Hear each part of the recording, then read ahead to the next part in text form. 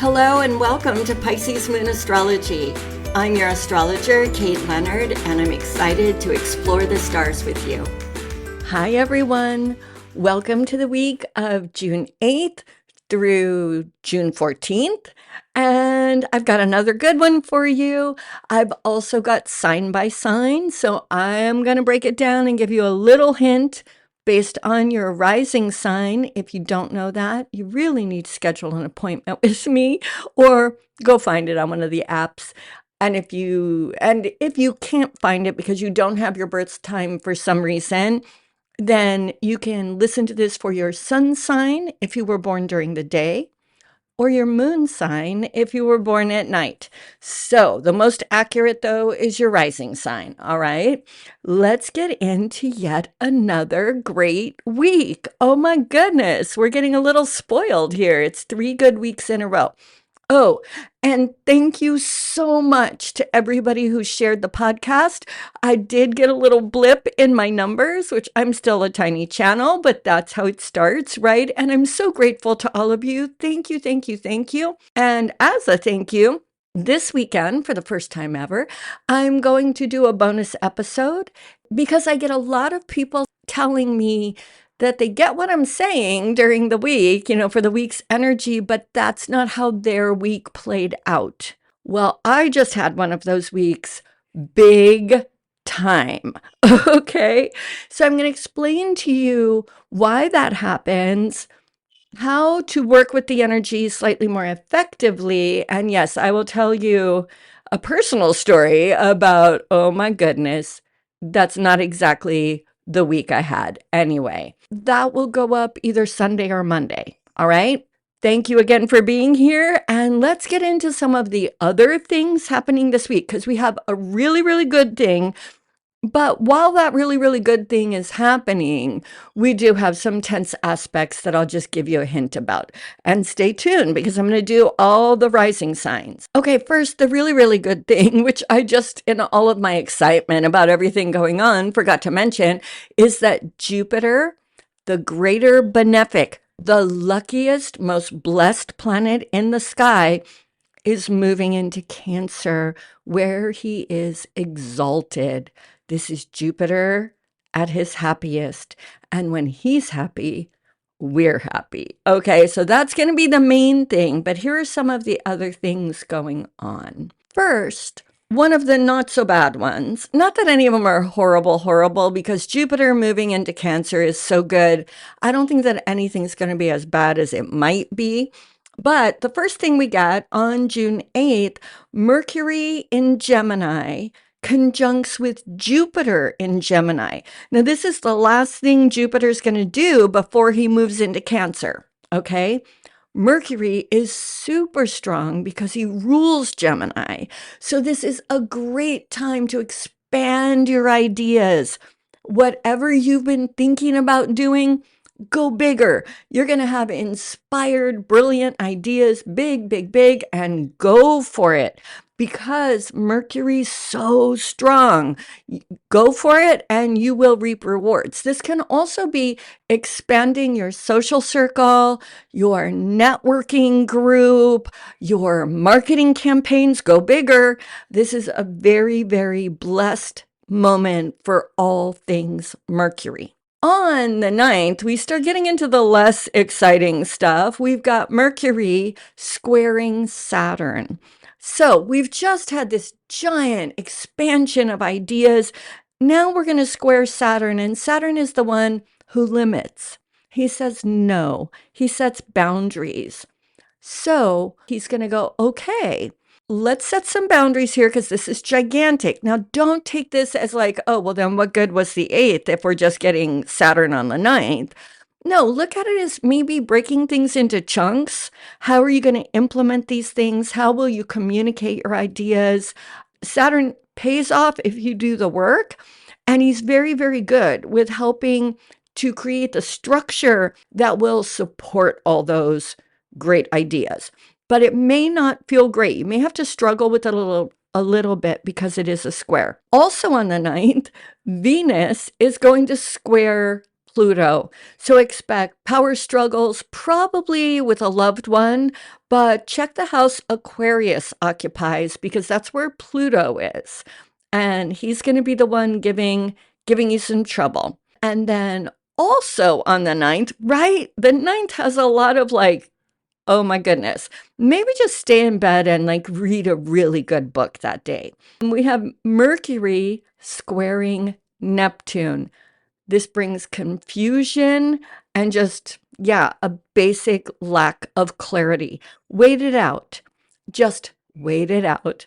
Don't do anything too big on the ninth. We've got 3 squares going on. It'd be better to just give it a couple of days. All right. Then finally on the 11th, we get a positive aspect when Mercury sextiles, that's an angle of opportunity, Venus. So this is communication about love, sextile. You got to do it. You got to grab the opportunity. So if you've been meaning to say, I love you, then do it. This aspect is not going to shove those words out your mouth. You got to grab them. So loving words, loving ideas, those kinds of things. All right. But the opportunity will be there. You got to grab it. All right. With all that said, let's get into Jupiter moving into exaltation in Cancer. Jumping right in. I've already told you a whole lot about what Jupiter signifies, right? Jupiter brings luck, brings blessings. Jupiter brings positive expansion to whatever is going on in that area of your chart. Jupiter's also called the guru planet, or maybe I just call him that. Well, anyway, trust me, it's a good name for him. And what that means is he's super spiritual. Think of the signs he rules. He rules Sagittarius, that visionary sign, and he rules Pisces, the deeply spiritual sign. So, guru, expect spirituality to either aid you in whatever is going on, like your intuitive senses and all of that, or expect that your spiritual connection with whatever house we're talking about, whatever topics in your chart, there's going to be an expanded spiritual connection.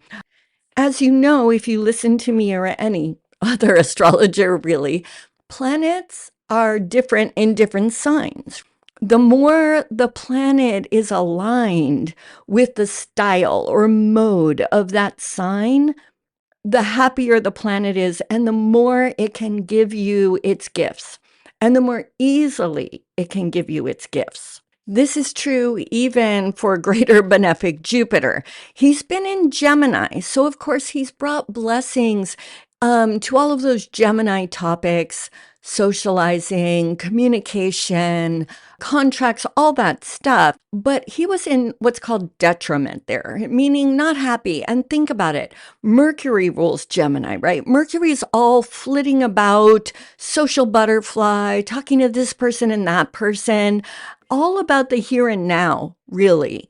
Jupiter wants to think about the big picture and is also going deeper. So Jupiter in Gemini is not a great fit. Does he still bring blessings? Of course, he's Jupiter, but it's not the best. Jupiter in Cancer, however, Jupiter has that Piscean emotional quality. Cancer is one of the most emotional signs. It's a different style than Pisces, but nevertheless, it's a water sign. It's the nurturer.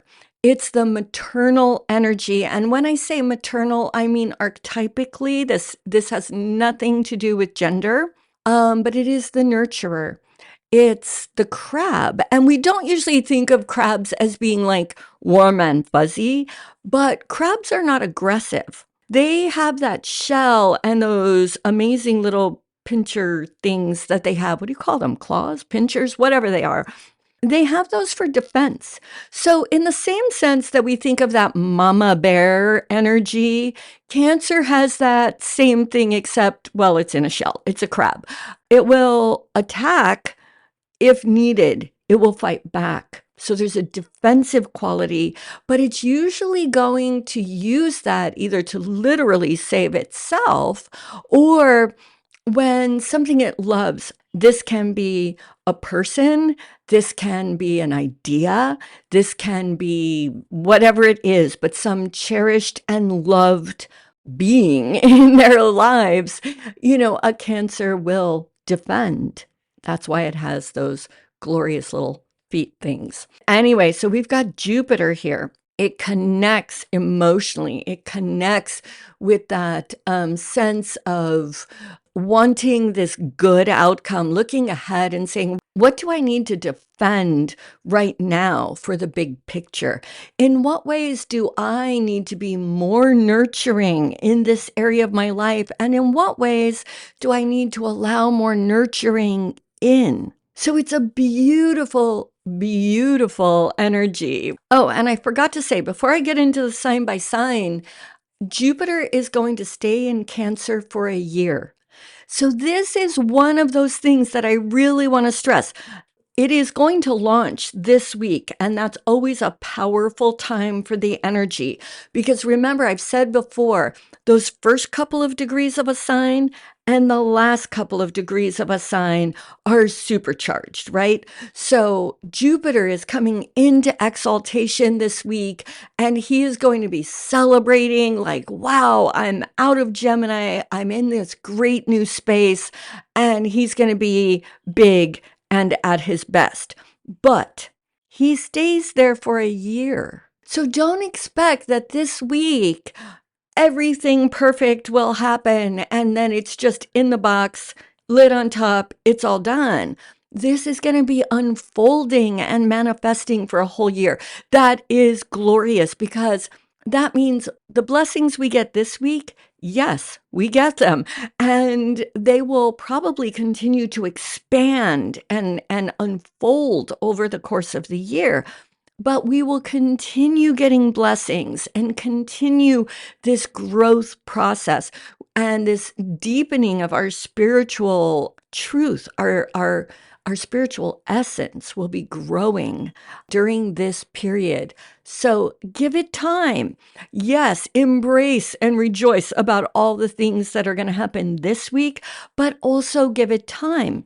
And depending on your natal chart, if you don't see the gigantic blessings this week, it may be because Jupiter's making a less than great aspect to maybe one of the malefics like Mars or Saturn in your natal chart.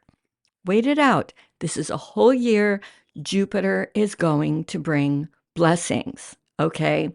So with all of that said, let's go through the signs. Again, the most important sign always and forever is your rising sign. The rising sign is literally who you are. I use the whole sign house system because that is the ancient system. The rising sign is the first house. That is literally the you were born into in this lifetime. So the rising sign, which is based on your time, date, and place of birth, is the most important one to listen to. If you don't know that, then if you're born during the day, listen to your sun sign. And if you're born at night, listen to your moon sign. All right, let's get into it. So for Aries, Cancer is your fourth house of home and family. This is the natural placement for Cancer, the place where actually it's more itself in that nurturer position, right? So this is a year of loving vibes in your home, strengthening your soul relationship with your closest family members. And you might even find, I don't know, if you've been thinking about expanding the number of people who live in that home, pregnancy's possible for y'all. So just saying. But it's also a time when you might do like home expansion and build a loft, or I don't know what people build, but you get it. For Taurus, Cancer is your third house of communication, writing, and siblings. This is going to really be you nurturing your written projects, but also third house is communication.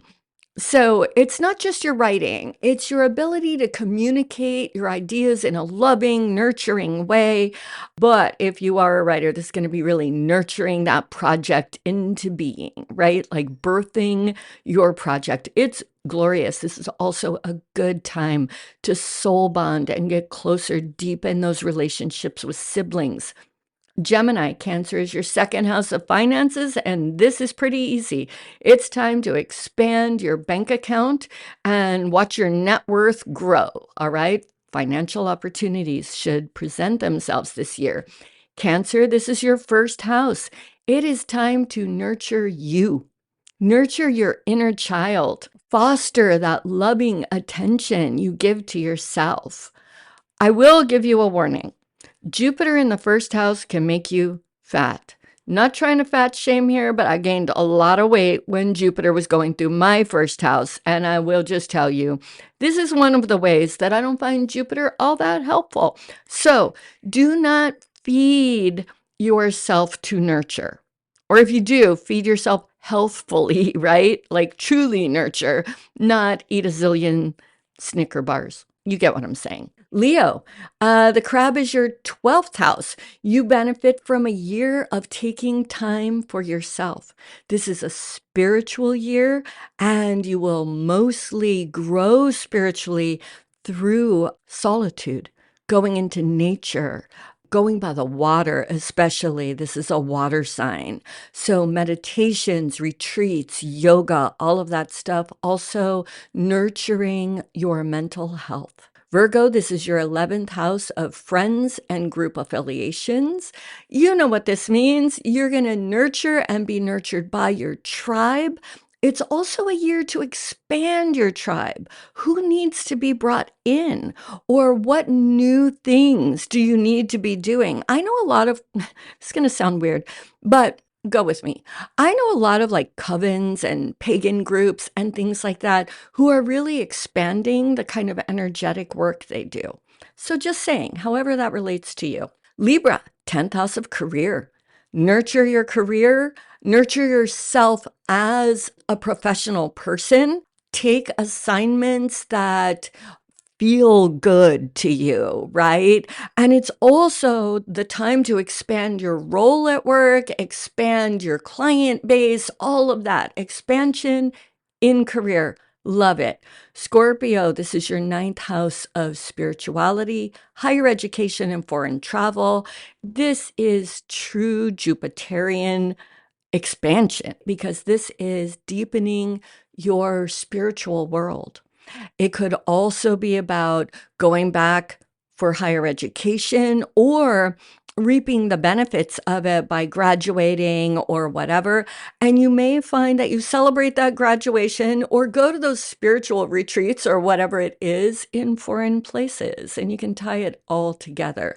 Sagittarius, this is the 8th house of combined resources. It's a great year to get out of debt, find investors for your business, really nurture those combined resources. If you and a business partner or your spouse or whomever, if you pool your resources, it's time to really grow in that area. It's a really good time for business and for just growing wealth. Capricorn, this is your 7th house of primary partnership, aka the marriage house. Nurture your relationship and watch it expand. This is a time to deepen your soul union with your partner. It's beautiful. Aquarius, 6th house of physical health. This is a great time to really look at your diet and exercise routines. And instead of approaching it, and you can sometimes do this, instead of approaching your health and fitness as like, how hard can I go at it? You know, I'm going to go to the gym and pump the iron and lift the weights. I mean, you're not exactly that way. That's more Aries, but you can do that. You can think it's sort of all or nothing kind of thing. This is a time to do nurturing activities, healthful eating that really nourishes your tissues and your body and your organs and all the stuff, herbs, things like that. Beautiful, beautiful time. And also loving, nurturing kinds of physical activities like yoga and breathing exercises, even things like swimming and things like that, because this is a water sign. Pisces, this is your 5th house of creativity, sex, and children. So all you artists out there, you're going to be nurturing your art projects. As anyone who does anything creative, you may find that your sex life becomes a lot more, I don't know, gentle or loving, whatever that means to you, okay? And this is another one where it's sex, it's children. Oh, so for you parents out there or parent figures, teachers, you may find that you're really expanding your role with the children in your life. Let's get back to the sex now, though. Sex leads to what? Babies. Babies are also in the 5th house. Could you be getting pregnant or have your significant other getting pregnant? Sure could. So just be aware of that. All right. That's the 12 signs. That's only the tip of the iceberg. I hope it was helpful for everyone. And I mean, certainly these little snippets do not describe the year ahead in any comprehensive kind of way, but it does give you an idea of how to apply it to the house that's going to be most affected. In general, expect life to expand in a blessed and beautiful way. All right? I hope that was helpful. Thank you for sticking around. Let me know if you like this kind of thing. I can do the sign by sign every week. If you guys want it, you got to tell me. You can do that, I think, through the podcast, but for sure, you can do it over on Substack, which is free. And I would love it if you would go subscribe. And please keep sharing the podcast. I am so grateful for that. And yeah, I'm going to be back with a bonus episode. And thank you for being here. And as I always say, until next week, go out and seize the energies of the stars. This is my wish for you always, especially in an amazing week like this one. All right, I'll see you next time. Bye.